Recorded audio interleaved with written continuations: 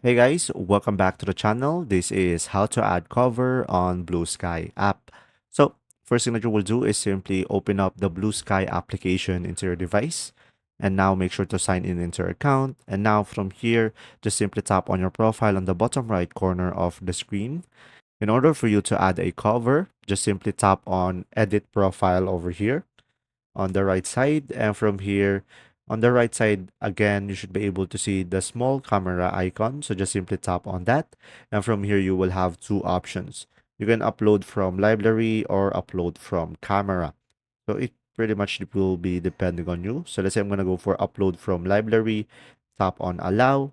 And now from here, just simply select a photo from your device. And let's say I'm going to go for this one as an example.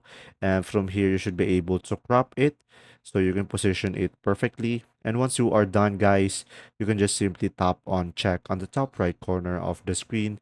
And from here, just make sure to tap on save in order for you to add a cover. And there you go. See ya.